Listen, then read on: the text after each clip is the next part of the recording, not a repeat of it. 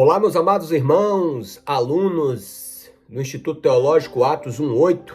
Estamos aqui uma vez mais, para a nossa última aula do módulo de missiologia, tá?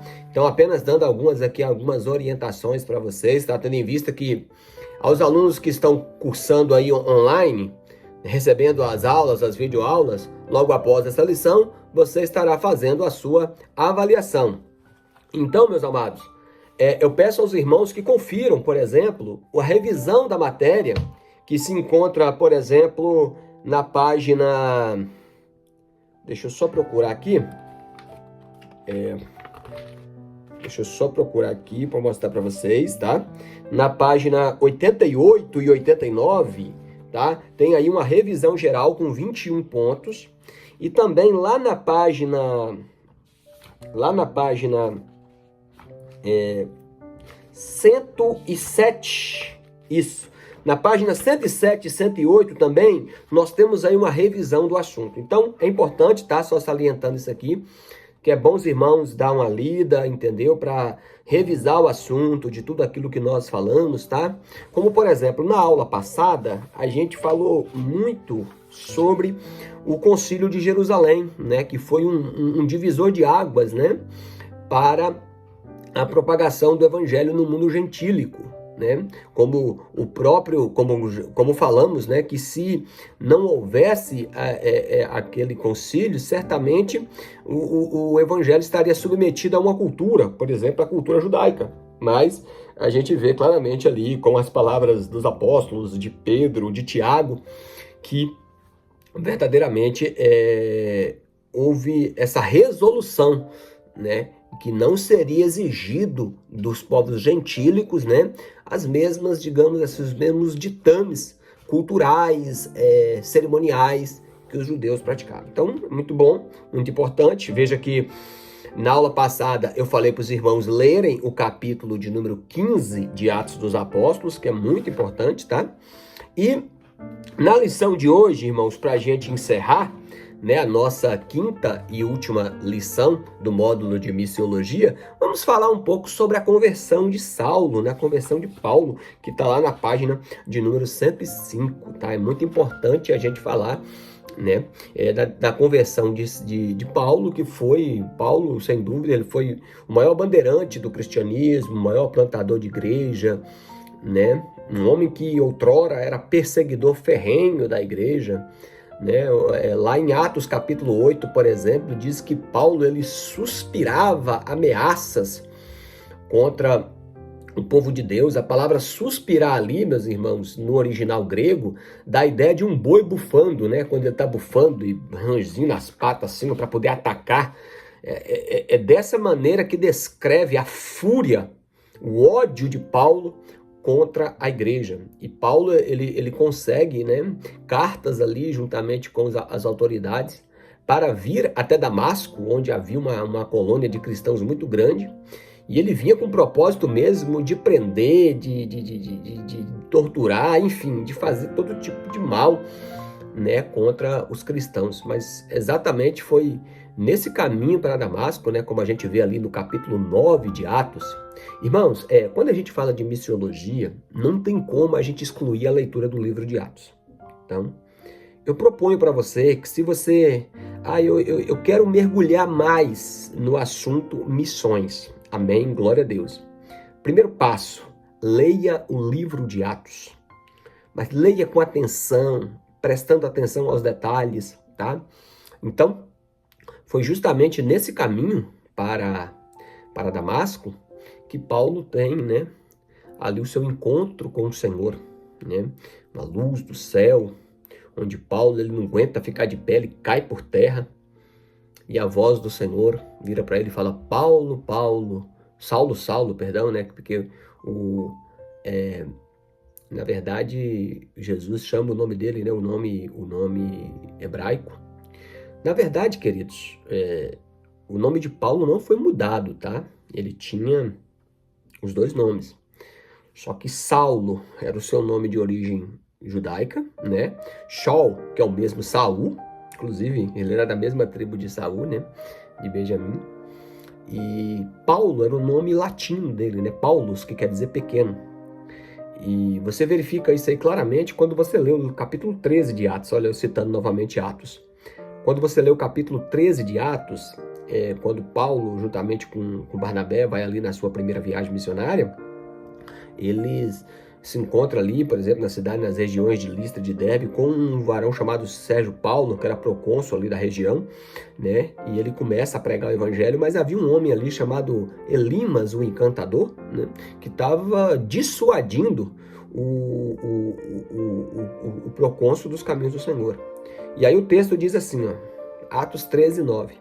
E Saulo, que também se chamava Paulo, ou é o inverso também. Mas o que eu quero deixar em claro aqui é que ele tinha os dois nomes, tá? Então o nome dele não foi mudado. Tipo, às vezes parece bonito e romântico, né? Mas, porque Saulo era o perseguidor e Paulo foi o perseguido. Por que ele passou a preferir o nome Paulo? Porque ele foi para o mundo gentil, e o mundo gentil, ele usou mais o nome latino dele, tá? Que era Paulus, pequeno. Mas ele tinha os dois nomes, só para esclarecer. Mas enfim, e ali todo mundo conhece, né? Aí para entender mais afinco, tem que ler o capítulo 9 de Atos para entender ali, né? Todo o texto bíblico falando, né? Veja que o livro aqui na página 106 até fala da visão de Ananias, né? Que é quando Paulo ele fica cego, né? E ele vai para Damasco.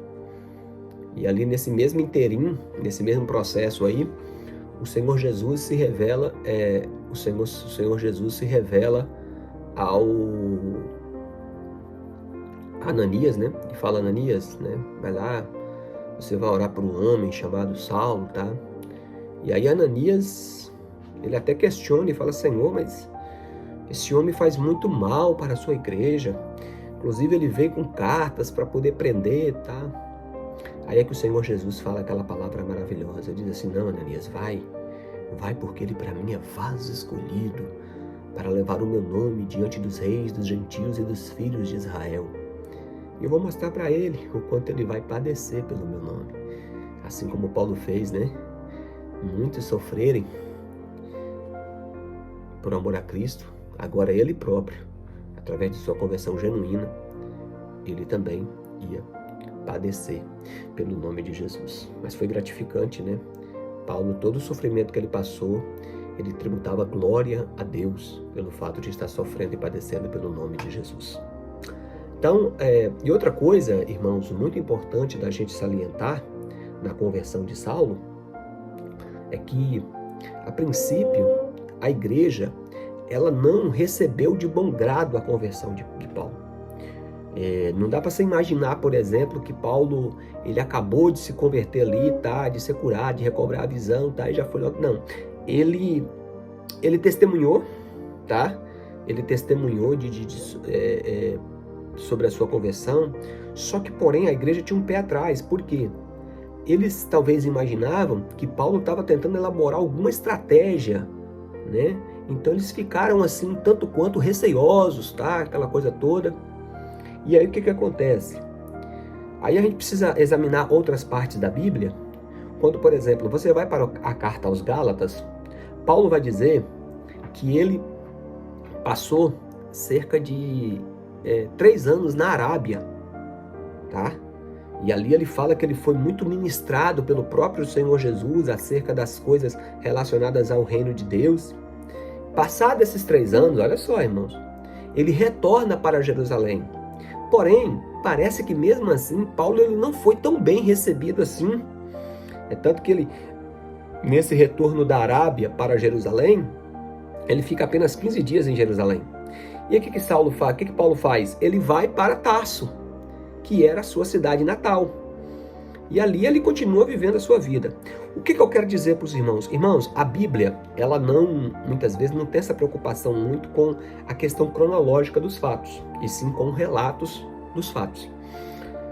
Se você analisar entre a conversão de Saulo, no capítulo 9 de Atos, e o capítulo 11, quando Barnabé vai lá em Tarso e traz Paulo para Antioquia, e ali em Antioquia, Paulo, juntamente com Barnabé, fica ali cerca de 1 ano ensinando a igreja, e logo em seguida, lá no capítulo de número 13, a gente vai ver o Espírito Santo se manifestar e Barnabé e Saulo ser comissionado, juntamente com uma comitiva, né, incluindo João Marcos e outros, para a primeira viagem missionária transcultural. Então, entre os capítulos 9 e 11 de Atos, irmãos, tem cerca de 12 a 13 anos. Então, é muito importante falar disso aqui, tá? Para os irmãos compreenderem, tá? Que não foi assim, por exemplo, Paulo se converteu num dia, no outro já estava fazendo viagem missionária. Não foi assim. Foi um período aí de aproximadamente 12 a 13 anos, tá? Então, Paulo, ele ficou cerca de 9 anos, por exemplo, em Tarso, vivendo a sua vida, vamos dizer assim, normal, né? Ele tinha o seu ofício, que era fazer tenda, né? Isso é relatado lá em Atos 18, que ele e o casal Áquila e Priscila tinham o mesmo ofício, né? Fazedores de tendas, que eram as casas da época, né? As tendas, enfim. E aí, Paulo, ele ficou esse tempo todo. Então, o que nos ensina, irmãos? Que tudo na vida tem um tempo determinado, tá? Tem um tempo de meditação, de reflexão, de preparo, de conhecimento, e Paulo, ele passou por todo esse processo. É tanto que, quando vai, irmãos, a primeira viagem missionária de Paulo e Barnabé, sua comitiva, foi uma maravilha. E o que dizer, então, da segunda, que é relatada ali nos capítulos 16, 17, né? E a terceira, que é relatada nos capítulos 18, 19. Então foram assim, incursões missionárias maravilhosas, onde Deus, o texto de Atos 19, por exemplo, chega a dizer, no versículo 11, salvo engano, que Deus, pelas mãos de Paulo, fazia coisas extraordinárias. Paulo ficou cerca de 2 a 3 anos em Éfeso, e a Bíblia diz que toda a Ásia Menor ouviu o Evangelho. Vocês conseguem entender isso?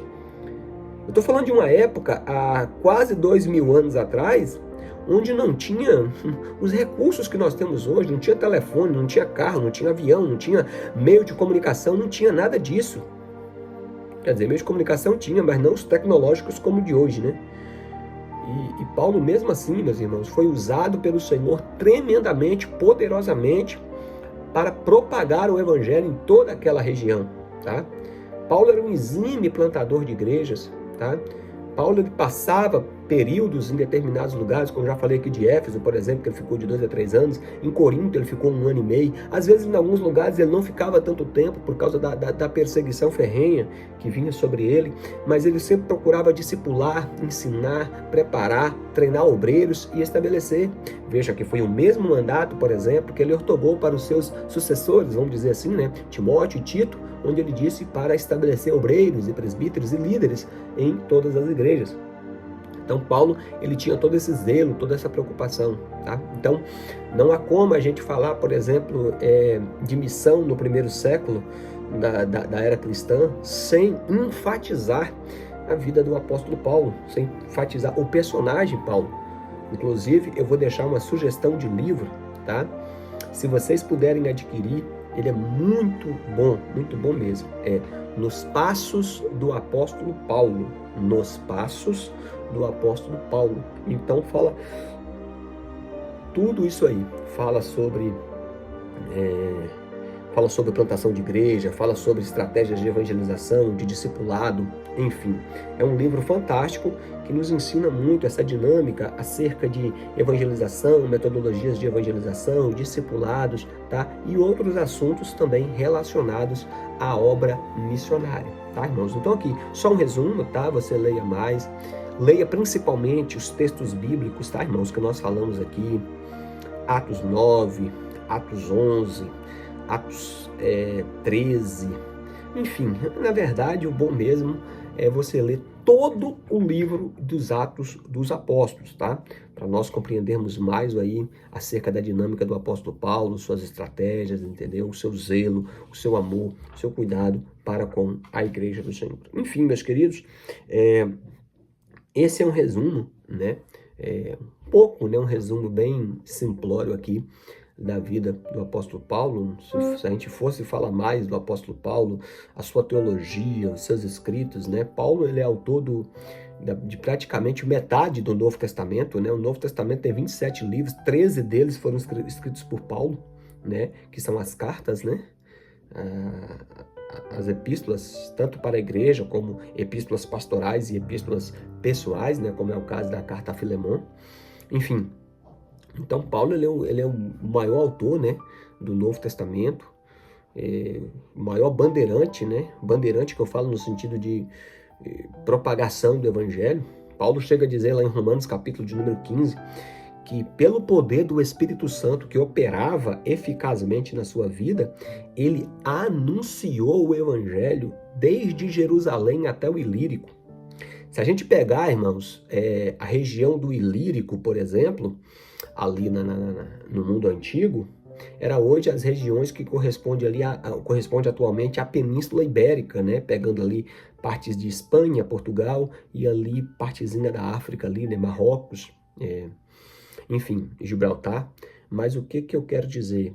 Paulo, então Jerusalém e Ilírico compreendia os limites, né? Compreendia os limites do mundo antigo. Então Paulo, mesmo sem os recursos que nós temos hoje, tecnológicos e de comunicação, Paulo, ele pregou o evangelho, tá? Ele se esforçou nisso. Viagens a pé, a cavalo, de barco, enfrentando perigos, como ele mesmo disse, né? Vários perigos.